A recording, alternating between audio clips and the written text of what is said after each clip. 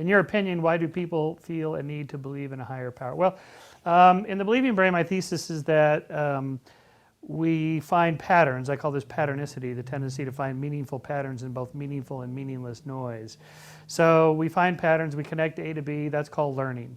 Everybody does it, all animals from C. elegans to H. sapiens, and if we didn't do it, we wouldn't survive. Our genomes are not, cannot hold enough information to deal with a always constantly changing complex environment, so we're able to learn. And learning allows us to adapt in real time to a changing environment. Unfortunately, we're not good at detecting true patterns from false patterns, so the default option is just to assume all patterns are real, just in case. All A's are connected to B's in some causal way. That's just what our brains assume. And then on top of that, so God, in a way, God is like the ultimate pattern that explains everything.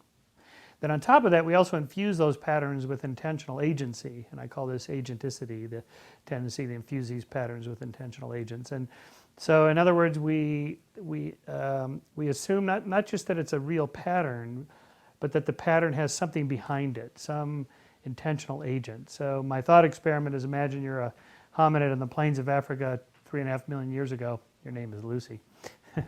And you hear a rustle in the grass. Is it a dangerous predator, or is it just the wind? Well, if you assume that the rustle in the grass is a dangerous predator, it turns out it's just the wind, you've made a type 1 error in cognition, a false positive. You thought A was connected to B, and it's not. But no harm. If you, on the other hand, think that the rustle in the grass is just the wind, and it turns out it's a dangerous predator, you're lunch. Congratulations, you've just been given a Darwin Award for taking yourself out of the gene pool before reproducing. So we are the descendants of those who were best at finding these meaningful patterns, with the default rule of thumb that all rustles in the grass are dangerous predators. All patterns are real.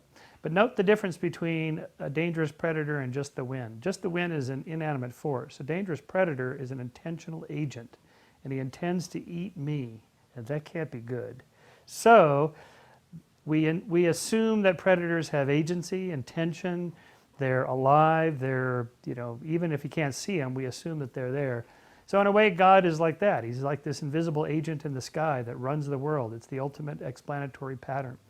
And then we layer on top of that this sort of whole social construction of religion, which reinforces the rules of cooperation and pro-sociality and altruism and being nice and keeps human aggression in check and so forth.